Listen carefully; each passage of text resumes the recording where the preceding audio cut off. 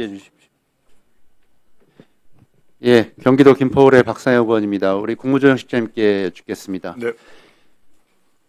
36일 후인 6월 3일에 무슨 일이 있습니까? 예, 대통령 선거가 있습니다. 왜 대통령 선거가 임기 5년인데 3년 만에 이루어지게 됐죠? 뭐 잘 아시는 것처럼 탄핵 절차에 의해서 그렇게 됐습니다. 윤석열 씨의 탄핵 절차에 의해서 이렇게 됐죠.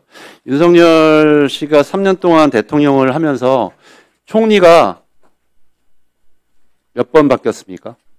뭐 한덕수 총리가 계속 하셨습니다. 한덕수 씨가 총리로서 3년 동안 내내 있었죠. 네. 한덕수 총리는 인사청문회 때부터 김앤장에 공직을 하다가 김앤장에 가서 정관으로 한 20억 정도의 연봉을 받았었고, 활동 내역을 공개하라고 하니까 그것도 거부했었고, 여러 가지 탈세 의혹도 있고 고가 그림 판매 의혹 등 여러 가지 논란이 많았었습니다. 이 3년 동안 경제 폭망, 그리고 총선으로 집권 여당이 심판받는데 집권당의 정부의 총리로서 큰 책임 있는 사람입니다. 마침내는 이 내란이라고 하는 전대미문의 사건에 의해서 전 대통령은 지금 기소가 되어 있고 탄핵을 통해서 조기 대선이 열리게 되었습니다.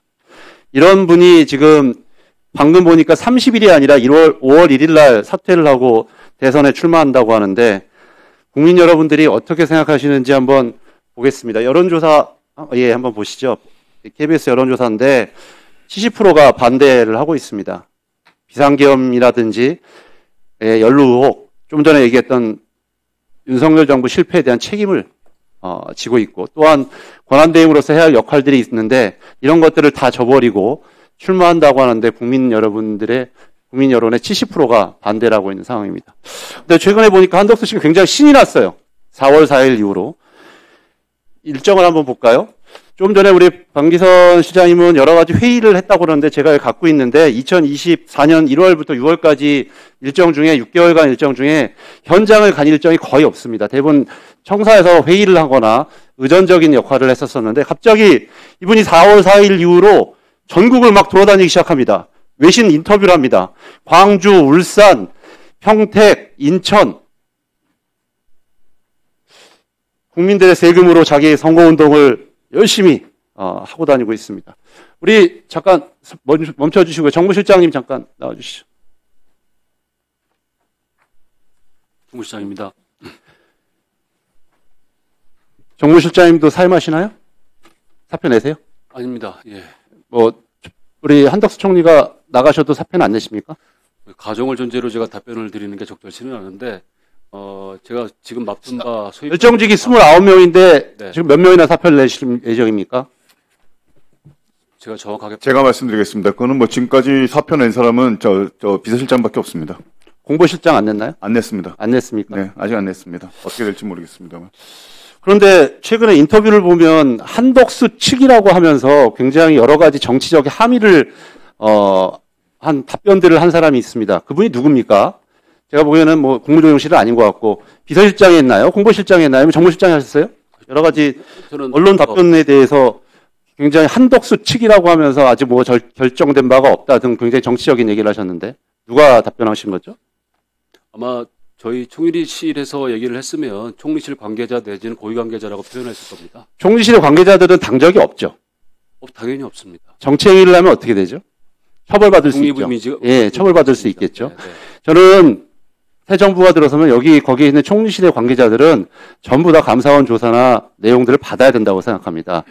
총리가 사실상의 선거운동을 하고 정치활동을 하는데, 우리 총리실에 만약에 공무원들이 거기에 부안해동해서 협조를 했다거나 관련된 정치활동을 기획했다거나 한다면 공무원으로서 정치적 중립 위반에 엄격한 책임을 물어야 된다고 생각하고, 그런 부분과 관련돼서 며칠 남지 않았지만 우리 총리실 직원들도 절대 그런 부분과 관련돼서 스스로 책임질 수 있는 일이 아닌 행동들은 절대 하지 않았으면 좋겠다라는 말씀을 드립니다. 우리 한 2분만 더, 1, 2분만 더 주십시오. 정리하겠습니다. 과거에 우리가 대행 시절이 있었습니다. 고건 대행도 있었고 황교안 대행도 있었습니다. 황교안 대행도 보니까 뭐 대국민 메시지를 발표하고 가석방을 지시하거나 심지어 시계를 제작하는 일 때문에 굉장히 비판도 많이 받았었습니다.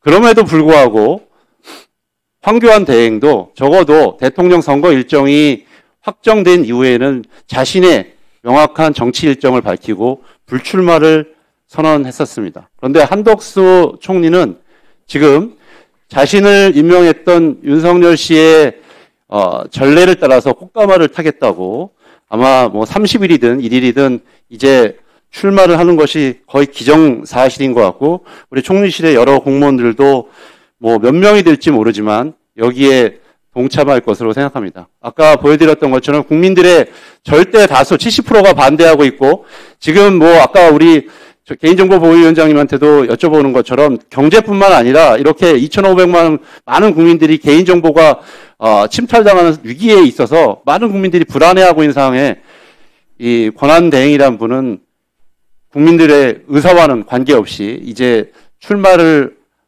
결심하고 본인의 영달을 위해서 뭐 이유가 뭔지는 모르겠지만 이런 형식으로 국민들을 불안케 만들고 있는 것이 윤석열 정부의 처음이자 마지막 총리의 저는 이 비극적인 모습일 뿐만 아니라 국민들을 경악시키는 모습이라고 생각합니다.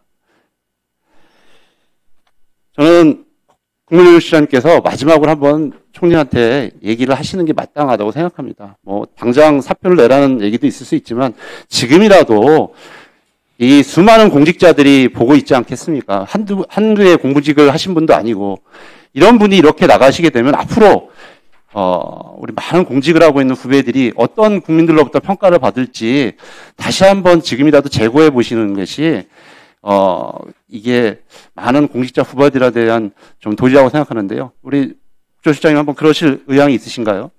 그거는 간단히 제가 외람되지만 한 말씀 드리면, 사실 지금 박상현 의원님께서는 지금 나오는 여러 가지 예들에서 꽃가마라고 말씀을 하셨지만 아마 누구도 그거를 꽃가마라고 생각하는 사람은 없을 거라고 생각이 듭니다.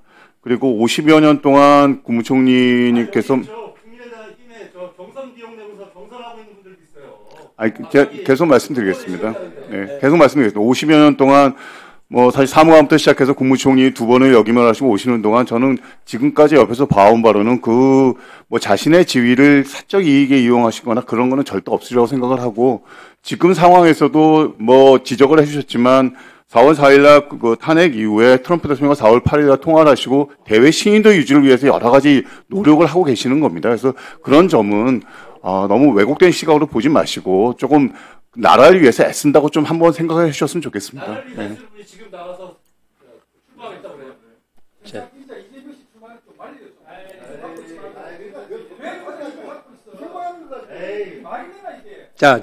마무리.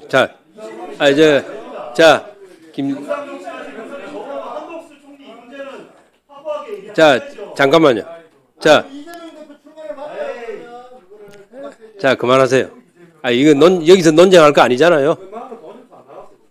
아니, 우리 박상현 의원님 말씀대로 하면 국민들한테 인기가 없는 한덕수 총리라고 하셨잖아요. 인기 없는 분이 나오면 민주당이 좋은 건데, 인기 없는 분 나오면 민주당이 좋은데 왜 그래? 논쟁할 거리는 아닙니다. 이거는 그 다음 이어서 우리 존경하는 신장식 의원님 질의해